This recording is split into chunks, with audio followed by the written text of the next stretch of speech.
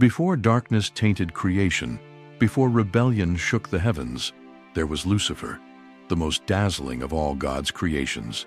His name meant light-bringer, and his radiance surpassed all the stars of the morning.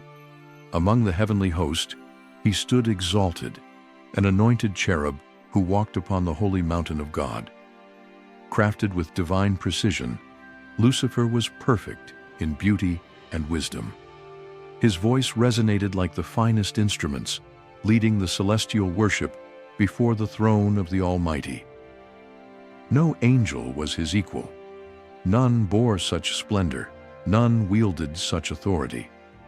But perfection was not enough. Among the stars of heaven, an insidious thought took root within Lucifer's heart. It was a whisper, a notion that he was worthy of more. Why must I bow? Why must I serve? Am I not glorious? Am I not worthy to ascend above the stars and sit upon the throne? What began as admiration twisted into ambition. What was once devotion became desire. And from desire, rebellion was born. Why should we be ruled? Are we not mighty? Have we not been given power? Why should we not reign alongside the Most High? He deceived them with promises of a new order, a kingdom where angels would no longer serve but rule, a dominion where he, Lucifer, the morning star, would ascend above the clouds and make himself like the Most High. But he was not alone in this ambition. A third of the heavenly host listened. They saw his beauty, his power, and his vision. And so, the first great division in creation took place. Who is like God? Who dares challenge his throne? And so, the cosmos stood on the brink of war, one that would forever change the fate of creation. The moment of reckoning had come. The harmony of eternity had been shattered, and now, for the first time in creation's history, war would stain the purity of heaven. The throne is no longer beyond our reach. No longer will we bow in submission. We shall rise, we shall reign, and the heavens shall be ours. But Lucifer's ambition had not gone unnoticed. Before him stood the army of the Almighty, led by the mightiest of warriors, Michael the Archangel, heaven's great defender. What followed was a battle unlike any before or since. The very heavens quaked as angels clashed, light against darkness, loyalty against rebellion. For the glory of the Almighty, for the King of heaven. The battle raged across the heavens, the light of 1,000 suns eclipsed by the sheer fury of their conflict. And at the heart of it all stood two mighty figures, Michael and Lucifer, locked in a struggle that would decide the fate of eternity. For all his power, for all his cunning, Lucifer could not overcome the decree of the Most High. The heavens were not his to rule. His rebellion, once bold, once filled with the promise of conquest, was now crumbling before his eyes. The rebellion ends here, deceiver. The Almighty has judged you. Your place in heaven is no more. And so the morning star began his descent, a fall that would shake not only the heavens, but the very fabric of creation itself. The war was lost. The decree of the Almighty had been spoken.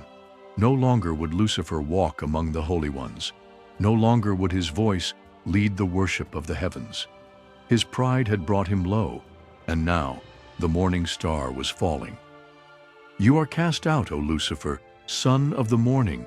Never again shall your place be found among the righteous. This is not the end. I will rise again.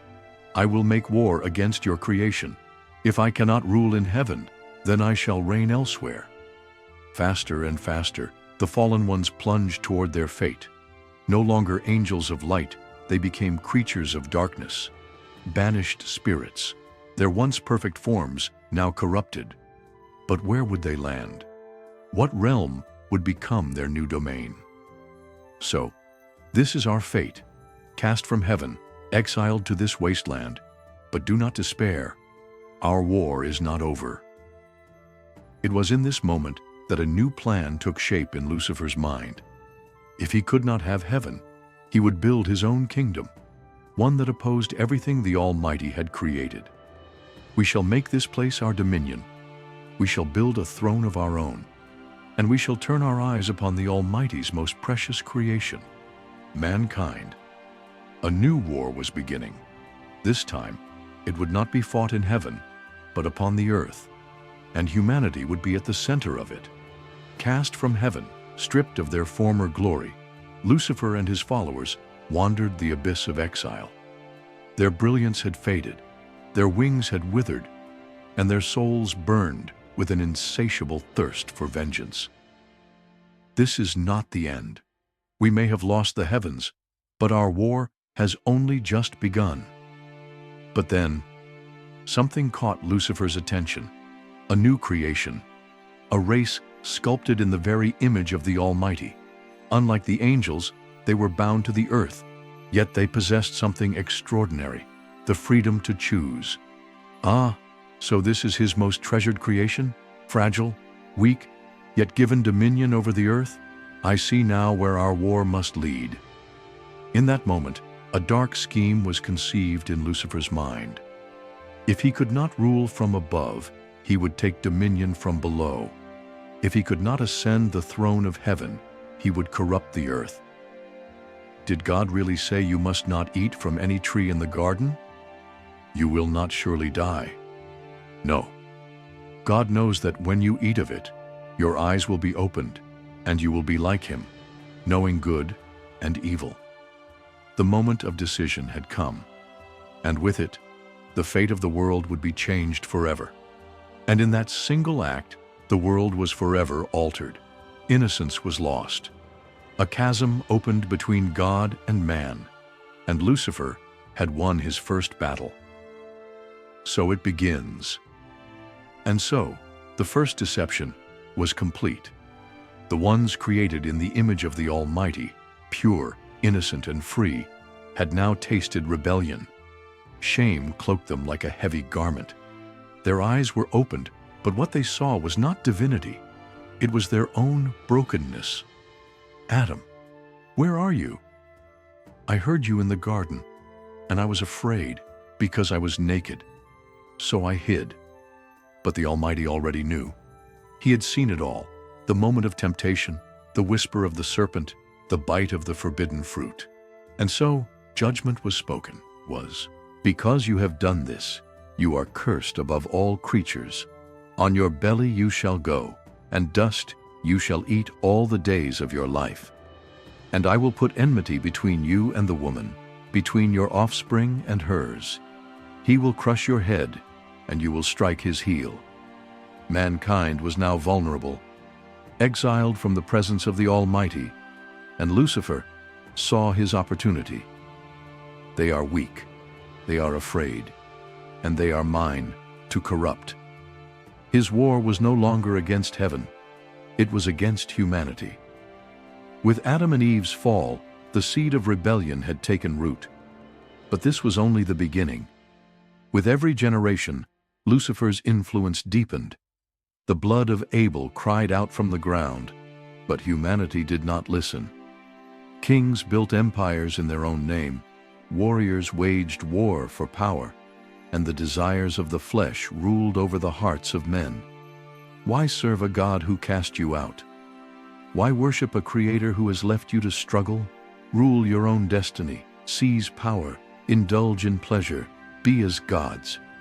Humanity had been deceived into believing they could be like the Most High. It was the same temptation that led to Lucifer's fall, now replaying itself upon the earth. They still resist, but I have time. Though the tower fell, the corruption had spread. Lucifer was no longer alone in his rebellion. Humanity itself had become his army. The world was sinking deeper into sin, and the patience of the Almighty was reaching its limit. The world stood on the edge of destruction. A reckoning was near, and Lucifer's war was about to enter a new phase. And so, the decree of the Almighty was fulfilled. The fountains of the deep burst forth, and the windows of heaven were opened. A flood unlike any before or since descended upon the world, swallowing mountains, tearing down cities, and silencing the wicked. So he truly did it. He wiped them all away. And yet, he still preserves a remnant.